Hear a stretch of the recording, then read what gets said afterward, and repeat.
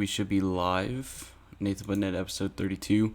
It's more of a chill episode. We're not actually going to talk that much basketball, just some announcement type stuff. So, as you can see, I'm in a different place. Finally moved into the new apartment that I've been talking about. The layout is pretty much the same though. As you can see, we got the shelf behind me as usual. It's a little bit closer to the camera now though, so y'all can actually see it. And then of course we got all the pennants and the newspaper and all that, and then the bed behind me. So that's why I'm sort of sitting at a diagonal angle, because I want y'all to see the shelf, and then also sort of cover up my bed a little bit. I do have some roommates though, so that'll be interesting to see if you guys ever hear them in the background while I'm recording or something. But yeah, I can't really do a full apartment tour because again I have roommates, so it's not like I can just show you my kitchen or whatever. But yeah, we got a new place, which is exciting. And I know I was kind of hyping up the new place, but I mean it's nothing special. So this is just pretty much it. As for some other announcement stuff, we do have a fantasy basketball going on with me, Clan the Spurs fan, Swish Eel, and CJ Hoop Talks, as well as fans if y'all are wanting to join that. So I will leave the link to that in the description, so definitely be sure to join because that will be fun.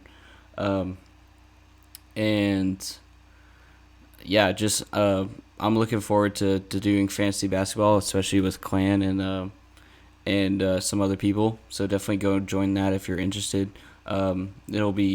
It's gonna be fun. I've been wanting to do fantasy basketball again for a while, so definitely check that out. And I just kind of wanted to sit down with you guys and also talk about some channel growth stuff and where the channel's headed and some things that I want to do. So we're on 455 subs last time I checked, which is pretty nuts because I know it's still under 1K, but again, I wanted to hit 500 by the end of the year, and it seems like we're on track to do that. And last year we were barely even on 100. I had to like beg people basically to get me to 100 because we were on like 80 and 90 for like the longest time. And then after we hit 100, we started hanging out with Clan the Spurs fan, and that really gave us a boost. And hopefully I'm putting out, in y'all's opinion, I'm putting out better content now, so the channel is growing a lot faster. So thank you guys for that, and definitely be sure to share the videos around and like them and all that if you enjoy them, because it really does help. And speaking of which, somebody actually recognized me the other day, which is what I wanted to talk about. I was on campus, as some of y'all know. I go to UTSA. That's not really something I hide. I talk about that on stream sometimes. But somebody came up to me the other day, and in my computer science class, and they said, "Hey, you look familiar." And I was like, "Really?" And they were like, "Yeah, do you run a basketball page?" And I said, "Yeah." And they were like, "Oh, that's where you look familiar from. I actually follow your page. I've seen you on YouTube a couple times." And I asked him, I was like, "Oh, that's I was." It caught me off guard, but it was really fun. I couldn't really say anything because this actually happened while we were in class, so I couldn't really react. But it was awesome. And then I asked him, I was like, "Well, how did you find my page? Was it from like someone you knew here? Was it like a local thing?" And just sort of like asking him how he found my channel, so I can figure out what ways of reaching an audience sort of work for me as well. And he said that I just like showed up on like his YouTube recommended page, and he actually checked me out, which is really cool. So yeah, again, y'all sharing the videos around and stuff really does help, because again, not to go into the whole algorithm thing, but it really does help. And it was really cool that like somebody recognized me like from the podcast and like not something else. So that was really fun. Excuse me. And I'm also once again just some merch stuff. I did get a thing of Clan the Merch of fans merch, as y'all saw, and I really like it. And I'm planning on ordering some more shirts, so I'll definitely show those off on stream and on video whenever I get them. But I've actually been in talks with Clan the Spurs fan about maybe getting a promo code for you guys, and if he does, I'll show it on stream, so y'all can definitely order with his promo code, or with my promo code on his website. I mean, which will be really cool. So definitely stay tuned for that.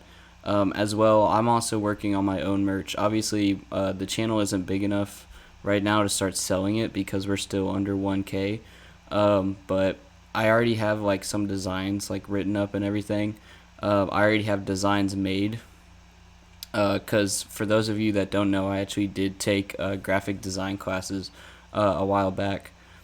And so once we hit once we hit a certain sub goal, I'll start releasing merch, which I'm excited for. So again, subscribe and like and share the video if you guys enjoyed that. Again, this was gonna be sort of a short video, just because I wanted to get a video out for you guys and just sort of like announcement type stuff. Just wanted to record something for y'all, but we can go ahead and talk about 2 basketball things, and then that's really gonna be it. Again, I just wanted to record something, so it's gonna be like an under 15-minute probably episode, under 30 minutes definitely, but again, I just wanted to get something out for you guys. So let's talk about Russell Westbrook and Patrick Beverly. So of course, the Patrick Beverly Russell Westbrook thing is sort of crazy because they have this massive beef with each other, and everybody's like, I feel like not enough people are giving it attention, or people are sort of making a joke out of it. Obviously, there's a bunch of memes that have come out of it. But it really is a big issue, like, as much as we joke about it, because Patrick Beverly tried to injure Russell Westbrook. Like, you can't just sweep that under the rug. A lot of other players, when they become teammates, sometimes they can put their beef behind them. But if somebody tries to intentionally end your career early, it's sort of hard to just, like, let go of that. And so I really think that this is going to be an issue, especially because I've been talking for the longest time about the Lakers' biggest issue is team chemistry and having a clear leader.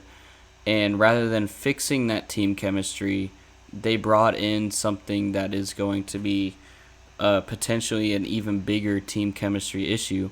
I do like who they have as head coach now. I've talked about Darvin Ham several times, but I just don't think that this is, like, this doesn't help anybody with the trade they just made.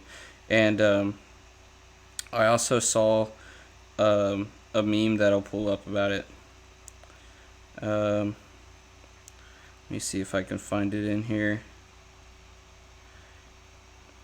Because, yeah, here it is. So, Lakers front office, it's the son of a bitch I'm in meme template from Rick and Morty. I don't know if you can see that. The camera won't really focus. But it says, pay Alex Caruso and let THT walk. No. Trade THT to bring in Kyle Lowry, and trade THT to bring in Pat Bev. So, you son of a bitch, I'm in. So, what does that meme mean? So obviously, a lot of people are still making fun of the Spurs for trading DeJounte Murray, and that we're gonna be tanking for the next couple seasons and everything. And this is a perfect example of why we did that trade. Whenever a player's stock value is the highest it can be, or the highest it's going to be for a while, that's whenever you want to make a trade for them. If you can see sort of a good return on what you're trading him for. Obviously, if he's like like Giannis or something, you're not going to trade him. But if it's sort of a mid player, but their draft stock is really high because of recent events, you could maybe use that to flip it. And that's exactly what we did with DeJounte. DeJounte even though he was our most recognizable player, sort of our franchise player, he was just sort of average, sort of mid. And um, we decided that, with him being in the All Star game, that his draft stock was really high. And so we decided that we were going to get draft picks for him and then decide to lose for a couple years in order to hopefully get Victor Wembanyama or some other good young talent to sort of rebuild our team again. And that that's why the Spurs did what they did and why it was an excellent decision. And so this is a perfect example of what happens when you don't do something like that. THT was having some great draft stock over the last couple years, and the Lakers just decided not to act on it. And now the return that you're getting is Patrick Beverly, who is also like a pretty average player, I would say. Like, he's not good or bad, but he's about the same level as THT, even though Pat Bev is obviously more aggressive. That's the whole meme around him, is that Draymond Green, Patrick Bev, and Boogie Cousins are like three of some of the most aggressive people in the league. But it just doesn't seem like a good trade to me in any way. And obviously there's talks now about whether Russell Westbrook is going to get traded now. And I honestly don't know. I'm pretty sure Westbrook signed an extension, but I could be wrong on that. But either way, this Lakers team isn't going to work because, again, they needed to make changes. And to me, rather than making those changes, they just made the situation worse. And it's just going to be a same repeat of last season. Last season, everybody was saying, look at this Lakers roster. It's so stacked. They're going to make a deep playoff run. Same thing is happening this year. I see House of Highlights, Bleacher Report, all these people posting the Lakers roster and saying, look how deep their bench is. It's going to go crazy. And then they're going to be a first-round exit at the max. And yeah, we're just going to see them fail again. It's as simple as that. I don't know what their GMs are doing, but, I mean, this was just a very, very poor decision on their part, and I don't see any way of it working out. But I would love to be proven wrong. I would love to see Patrick Beverly somehow being a crazy support player for them and being that missing piece that they need to go to the finals or semifinals or something, but I really don't see it happening. What they really needed was a 3-point shooter again, that can start, and just didn't seem like we really got much of that. But speaking of injuries and sort of draft picks and everything, we can go ahead and talk about Chet Holmgren, and then after that, I'll go ahead and end this quote unquote episode, even though it's again really short. I know. Usually my episodes are about an hour or so, and this one's going to be like 20 minutes. But again, with it being the off season, there isn't much to talk about. I know that the Pro AM was going on, but I wasn't keeping up with it in order to make an episode, and that's just me being honest with you guys. Obviously, I don't want to talk about. I don't want to try and BS you guys. So if I didn't keep up with the games or the score, then I'm not going to try and talk about it. But one of the things I did see, obviously, was Chet Holmgren unfortunately got injured during one of the Pro AM games, and they said that he is going to be out for the season. And that's really disappointing for me because, again, I hyped up Chet Holmgren all the time, and I know that some of the people that didn't like Chet Holmgren or weren't high on him are going to be coming after me. I'm never going to hear the end of it. CJ Hoop Talks, who's a big Bankero fan, has already been blowing up my phone about Chet Holmgren being injured. But I was really hyped to see him play, and I guess we'll just have to wait one more season. But, yeah, it really sucks. But I think he's really going to surprise people next season, especially with this injury. People were counting him out before, and now that he's actually injured, people are counting him out even more. Um, and I think he's really going to come into the NBA and just surprise some people. But what does this mean for OKC?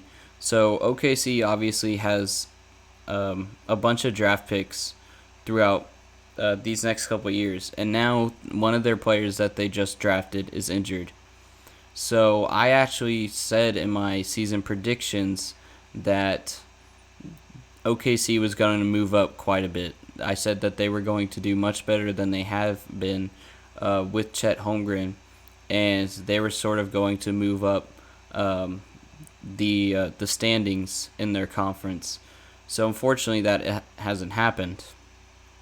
So instead, that means that they're probably going to be sort of back towards the bottom where they have been, and that means that they get more draft picks.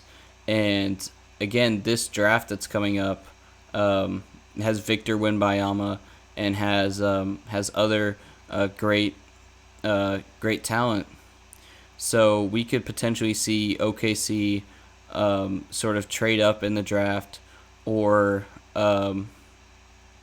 if they get if they do get a good pick, they sort of trade that pick to somebody else for somebody in return. Because again, the Spurs really want Victor Wembanyama.